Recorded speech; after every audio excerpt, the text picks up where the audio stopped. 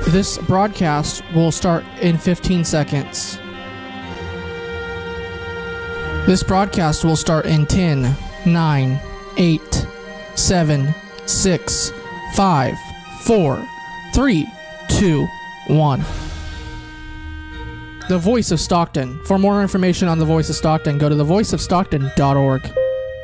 The views and opinions expressed in the following program do not necessarily reflect those of KXVS The Voice of Stockton or its parents, affiliates, management, and staff. Good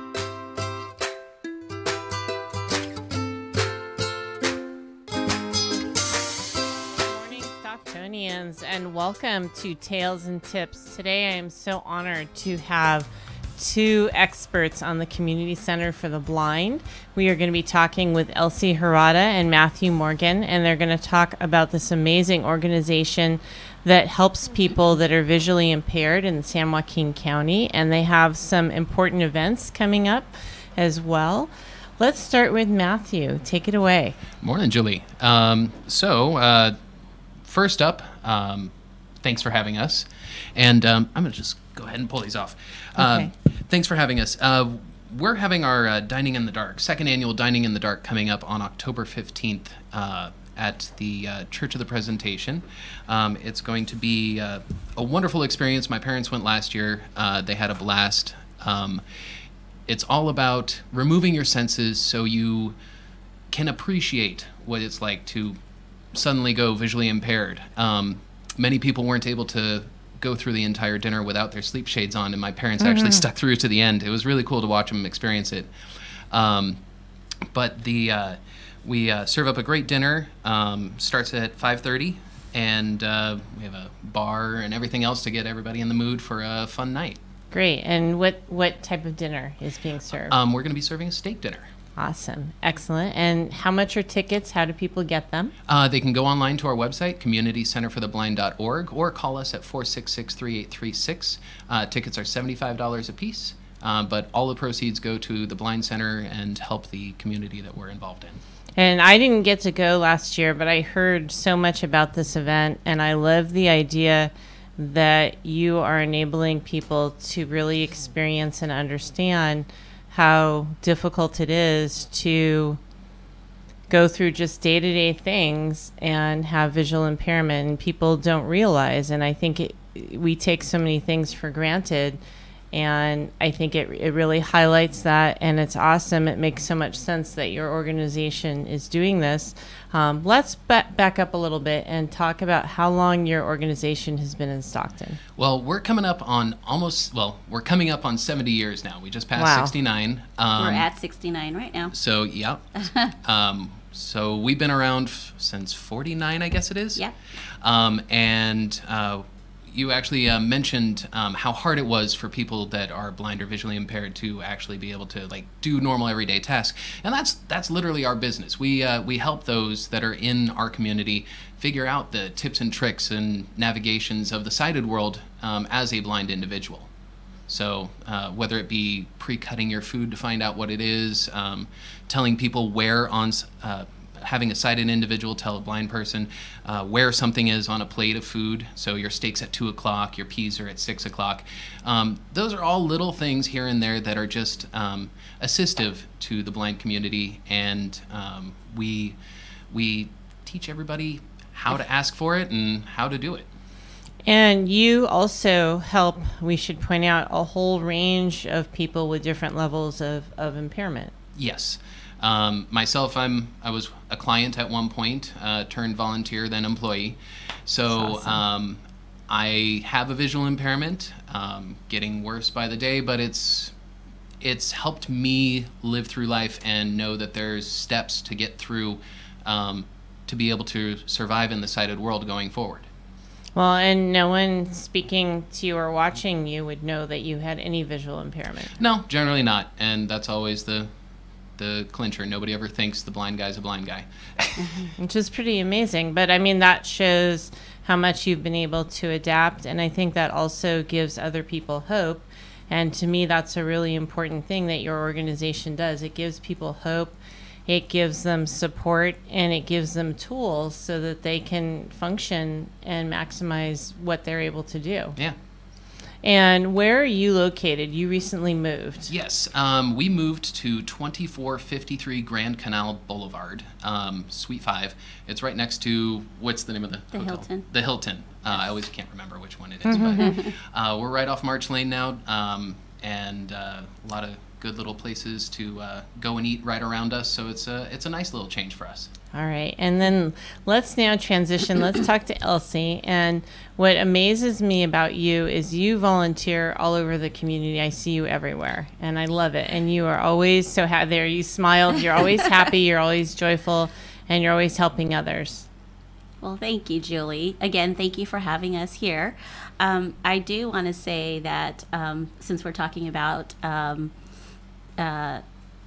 people coming in, and I am the case manager, so I actually am the first contact for clients who are slowly losing their vision. And a lot of times it's heartbreaking for them, but the rewarding thing for me is that I let them know that there are things that will make their lives a little bit easier because they're already transitioning to losing their vision, but they learn that there are talking watches, there are talking clocks, ways of doing things in the kitchen, using that cane as their eyes so that they won't trip on a curb or fall down the stairs. It's so rewarding for me to see that that they get really, really excited because they feel like they're lost and they can't live independently and stay in there, especially for the elderly community.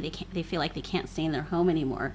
And so it's just really rewarding for me to tell them we have these great instructors that will teach you independent living skills, orientation, mobility, Braille, and assistive technology.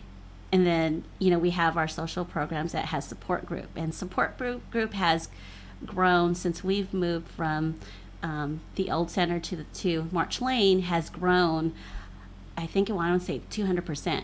Wow. Awesome. So you're helping more people.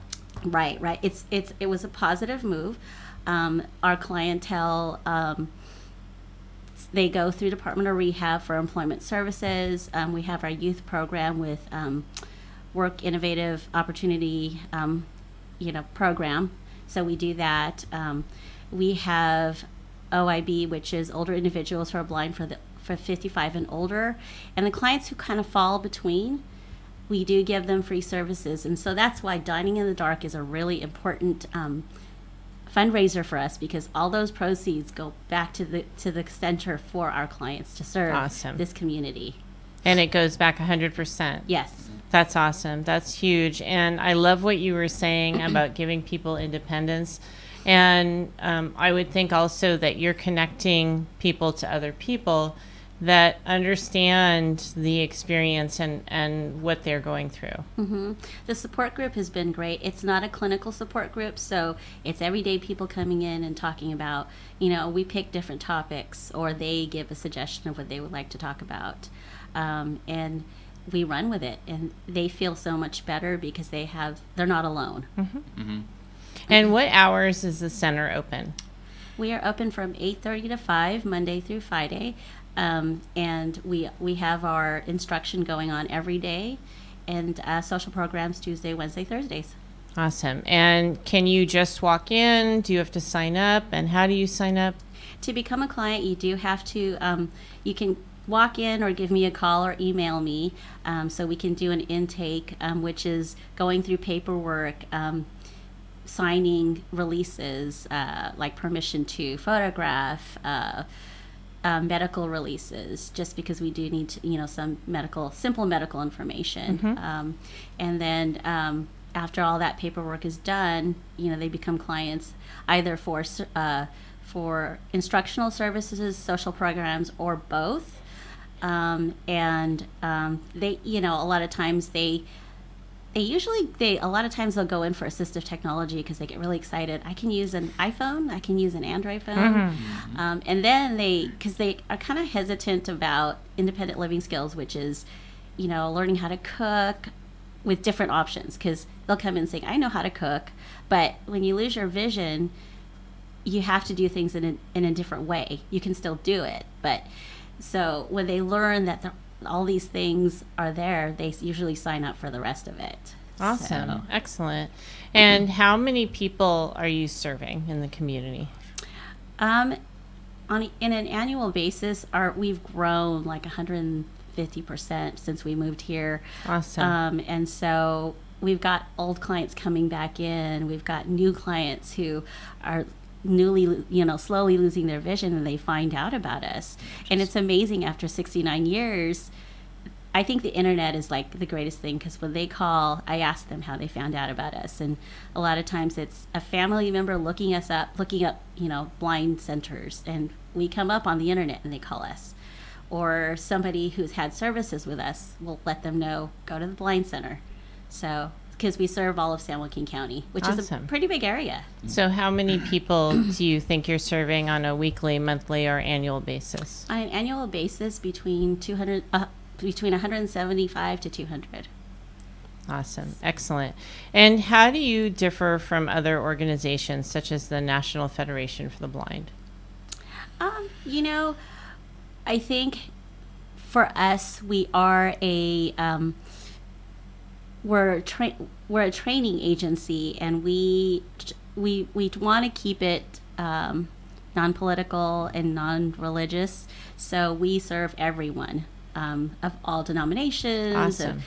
So it's a great opportunity for anyone who is losing their vision, because we serve from youth all the way up to 100 or however old. I mean, I think my Awesome. oldest client right now is 98. Cool. And And how a about your half. youngest? And a half. How about the youngest? Our youngest, we have summer youth, and our youngest summer youth is 8. Wow. So Awesome. That's amazing. And what about job skills, career skills, things like that? Well, a lot of that comes down to me. So a lot of goals for employment that the blind and visually impaired aim for are office positions, and I actually teach the technology side. So I'm technology instructor at the Community Center for the Blind. So there's ways around all of Microsoft Works or Microsoft Office.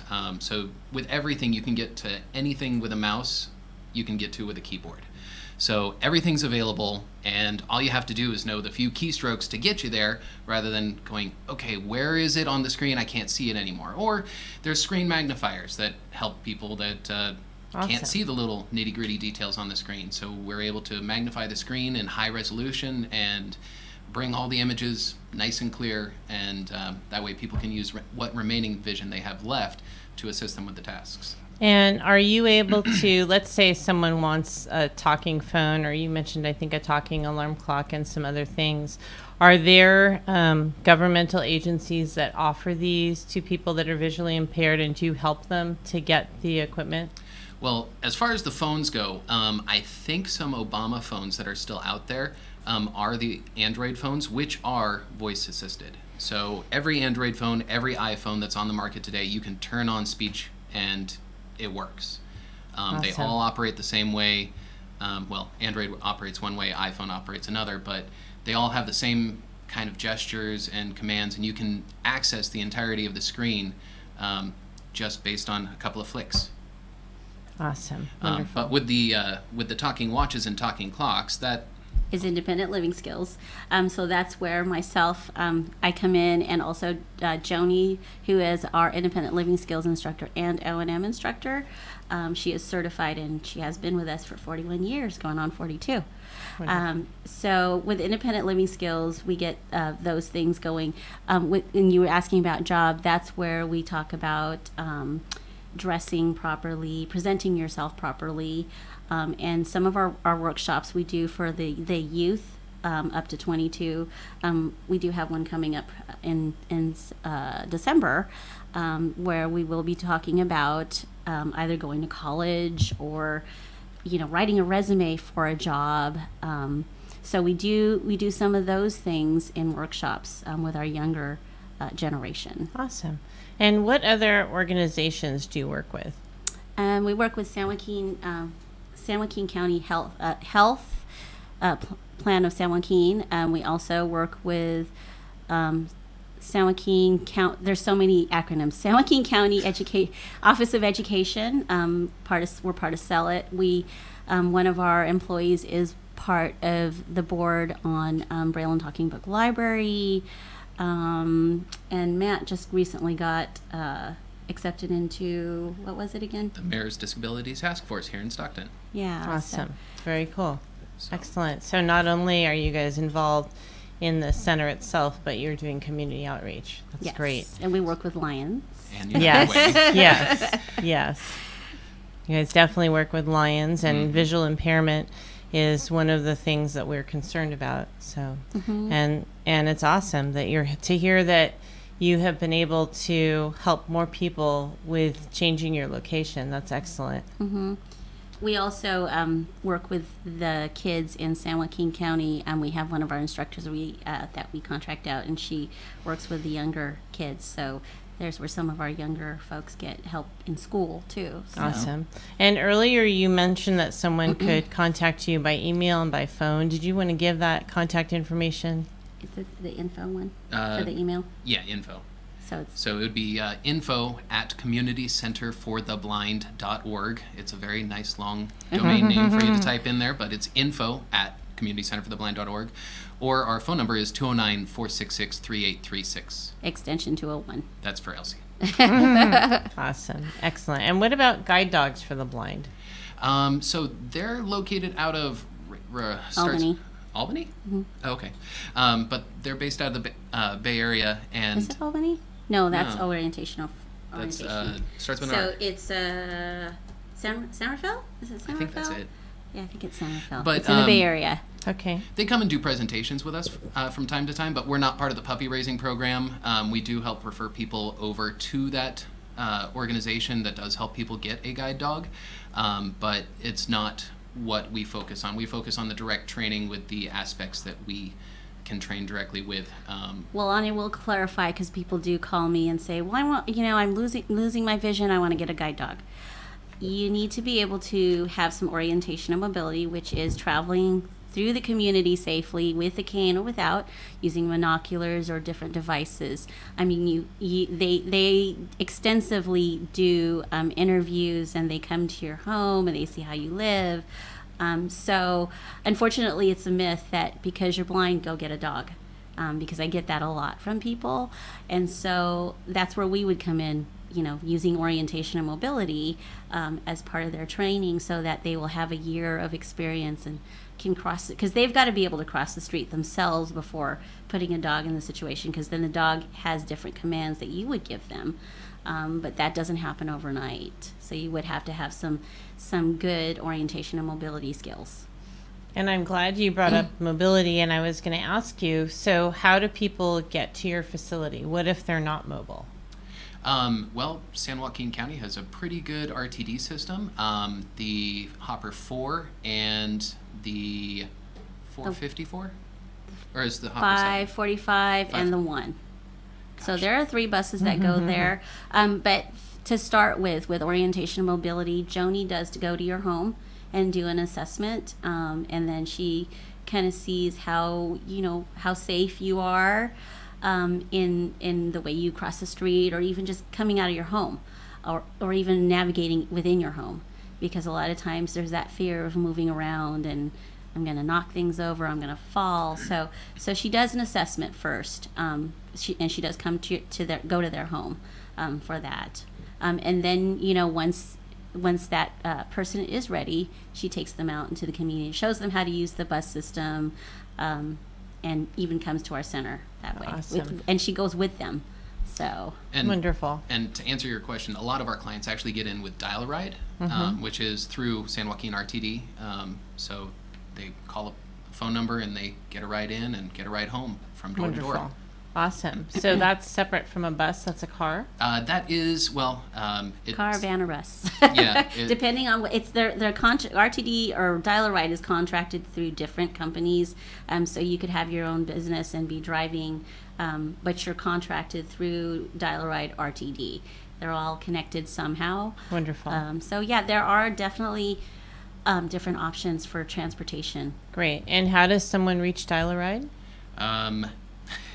I can look up their phone number. Okay, awesome. Well, we'll come back with that. All right. So let's come back and talk more about the two events that are coming up. We talked a little bit about Dining in the Dark. Let's talk about White Cane Day. Okay, so White Cane Safety Day and Blind Americans Equality Day 2018 is going to be coming up on October 15th. We'll be having an open house down at the center. And that's a Monday? That is a Monday.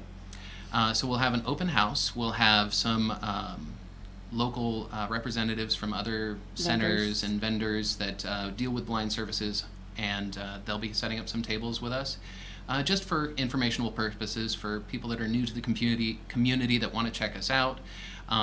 Then at 1 o'clock we'll be taking our White Cane Walk. So we'll be exiting the facility, heading out to the Greenbelt on March Lane and walking a 3/4 mile loop just to come back to the center, showing our white cane skills. Awesome. Excellent. And I've participated in several of the walks, and it's great to see so many members from the community, those that are visually impaired and those that aren't, just emphasizing the importance of community support for people that need assistance, and also to see the amazing skills that people have. Even though you're impaired, it doesn't mean that you can't do things. Very true. That's awesome. I'm glad that you're doing the walk. And let's again give the contact information for your center, location, website, phone number. Okay, so we are at 2453 Grand Canal Boulevard, Suite 5, right up at the top of the steps at the front of the building.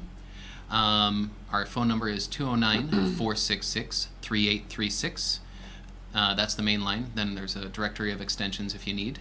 And then also our website is www.communitycenterfortheblind.org.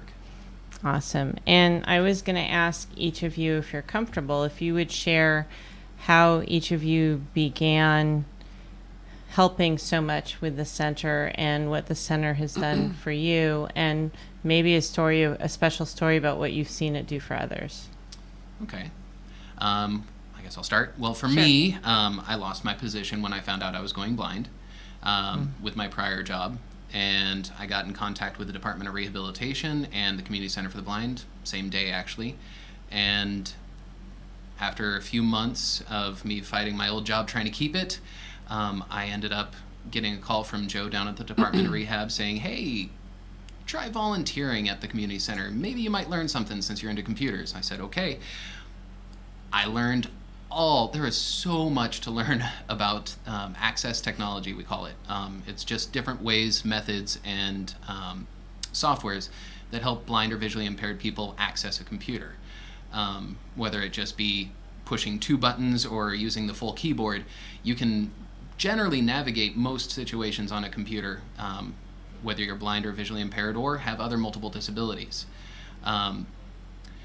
But for me, it moved me to a place where I was actually learning a whole bunch about it, and a job became available, and I applied, and lo and behold, I'm an access technology instructor at the center. Awesome. Over how much time span did that happen? It's been about 3.5 years now. So I started volunteering about 3.5 years ago, and I literally got hired about just over a year ago. I think I just hit my 1 year, something like that. Yeah, something like did. that. Yeah. But for others, for me, I just love watching people get blown away when they realize, oh, I can still get on the computer and check my kids' grandbaby pictures? What? I mean, so often I get this little sweet little old lady that comes in, and she doesn't want to do anything with technology. And I'm just like, oh, come on. There's got to be something. You can stay in contact with your friends and family on Facebook. You can do this, you can do that. And all of a sudden they're realizing, oh, well, I still have a little bit of vision, and I have a 10-inch touchscreen, and if I pinch and zoom, I can still see the baby pictures. I like this. And then they get excited, and then they want to learn more. Then they think about getting an iPhone, because then they can have accessibility on the go. And it's just a whole new world that opens up for them as soon as they realize, oh, this is available and it's not that hard. Sure, let's go for it. That's huge. Yeah. That's huge. I think that was both questions, right? Okay. That's perfect. For me, I started volunteering 3.5 years ago, and almost the same time you started, but I think we just crossing started paths right before. Yeah, so I started volunteering at the center 3.5 years ago, and when the position of case manager came up, I applied, and it's been almost 3 years that I've been working with the company. I have been visually impaired all my life, so it's always been a passion to give people information, because I was fortunate enough to have people in my life to be supportive and told me, go do whatever you need to do to be independent, so, and I've worked with other blind centers before, so when I found out that, and again, this comes back to not knowing that there was a blind center here, because I've lived here most of my life, but I've been living other places also, but finding out that I had there was a blind center here, so Joe said go check it out, and so I did again, and we do work closely with Department of Rehab, so that's one of our partners also, and it's just something that is rewarding to me, and it's close to my heart. So when I go out in the community and I talk about the center, it's because it is important to me for people to know that we are here to serve the community, because it is traumatizing to lose your vision or have change of vision, and so it's really important, and the center is always been close to my heart since I found out it was here.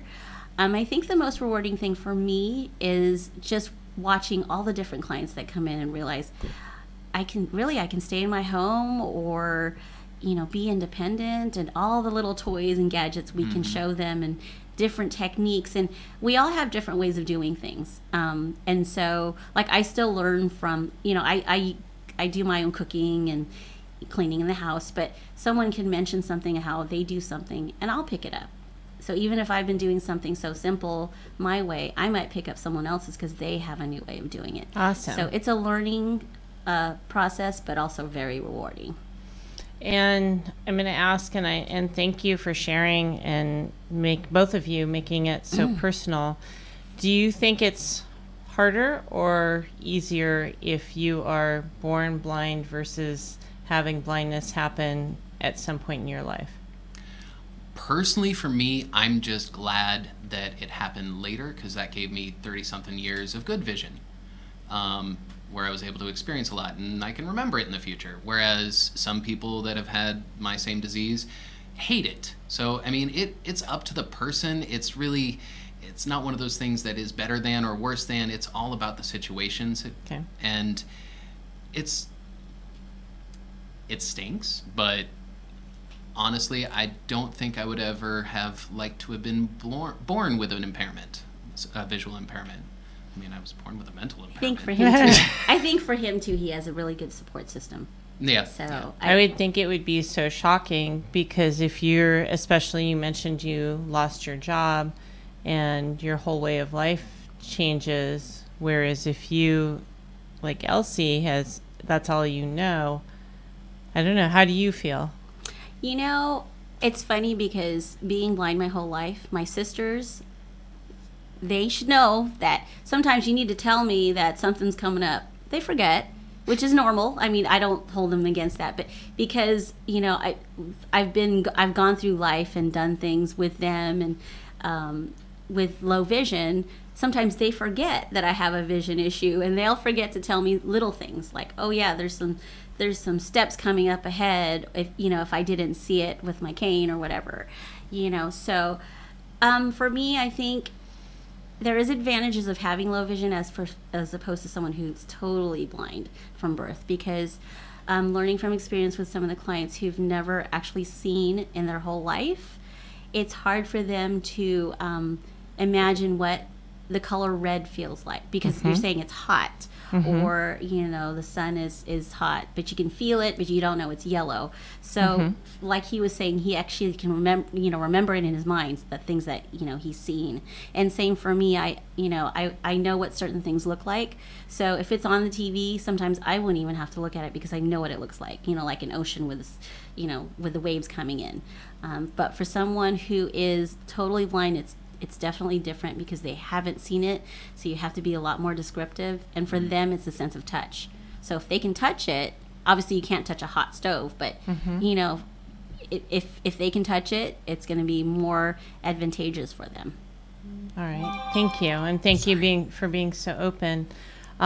Any future plans for the community center? Any services you plan to expand or changes in hours, anything like that? Well, we are working with the younger generation with the Workforce Innovation Act that was brought up in 2014 through the federal government. I think Obama signed that, and that is to help those with disabilities of all sorts of disabilities, including blindness, to find employment, go to school, find employment. So we are working towards, along with Department of Rehab, working with, and Stockton Unified and San Joaquin County, working with helping the younger generation get a head start with vocational exploration, which I will be doing with some of the newer clients, which means they'll kind of figure out what they want to do in life, and so we'll be working towards that. Awesome. We will have more workshops for the younger, again, for the high school and college students and young working age clients, because we have to do the workshops on the weekends a lot of times, or in the evenings, because the kids are in school. And so we don't want to pull them out of school for that. So Matt and I were heading up one in December. And so and that'll be coming out pretty soon. Awesome. And you mentioned earlier that you do work with the schools. How do you help students to integrate into the classroom and find like their locker and things like that? That would usually the school system has someone who does orientation and mobility. Sometimes that's not enough. So with Department of Rehab, because a lot of times the clients are with Department of Rehab, the counselor will request that we come in and do some additional orientation and mobility to help them figure out where their lockers are, and because a lot of times they are already integrated into the classrooms. We just come in to do extra work with them, learning technology, learning independent living skills, and more orientation and mobility, and Braille. And Braille is very, very important because technology doesn't always work, and so it is important to learn Braille, which we do offer, and we have instructors, qualified instructors, to teach it. That it helps to label things that you don't always want to use your phone to figure out. So I really do think Braille is an important tool to learn. Awesome. And anything either one of you would like to add? I just think it's great because when I first had my whole situation go down, it was losing your job. Where's the mortgage payment going to come from? Where is this? Where is that? I came down to the center, and I know that other centers in California, they'll charge for services. We don't. And that was one of the big things. I came down, I didn't have to worry about anything. It was all taken care of between the center and the Department of Rehab. They got me up and running again, learning how to cope with blindness. And awesome. For me, it was a godsend because I was able to keep my house. I was able to start an employment, and now I'm working forward to do a little bit more. And you always got to do a little bit more in life. But for me, it was great just not having to worry about any extra out-of-pocket expense to be able to have the tools for my job, to be able to get to my job, be able to get to training. It was all covered. Awesome. Excellent. And let's highlight your event again, Dining in the Dark. When is it? Where is it? How much are tickets? How do people get them? Dining in the Dark, coming up on October the 15th. 13th. So Saturday, October 13th. It's going to be at 5:30. Dinner's going to start around 6:30. Come in early, get your raffle tickets, and for the blind raffle. And silent auction. We have some great gifts. We got blind olive oil and blind wine tastings. And it should be a blast. And how much are tickets? Tickets are going to be $75, and you can call us at 466-3836 and purchase them over the phone. We also do have an Eventbrite set up, but as we all know, they charge fees, so go ahead and call 466-3836 or our website if you really want to buy them online, communitycenterfortheblind.org. Awesome. And remember, all proceeds go back to the clients, which goes back to the center, which interns go back to serving the clients. Awesome. Excellent. And then coming up 2 days later, we have our White Cane Safety Day. So that's going to be starting at 11 in the morning and running till 2 o'clock. We'll have our White Cane March at 1 o'clock. And that's at 2453 Grand Canal Boulevard, Suite 5, right at the top of the steps. Awesome. Great. And thank you both for being here and sharing all of this important information, and also for how much you're helping in the community. It really is pivotal, and it's life-changing for people that are especially experiencing changes that they didn't anticipate. And it's wonderful that you're helping so many, and I love the idea that since the center has moved, you're helping more people. Thank you again for having us. Yeah, thanks. All right, and with that, I'm going to sign off. I am the voice of Stockton. You are the voice of Stockton. We are the voice of Stockton. Let's make it a great day.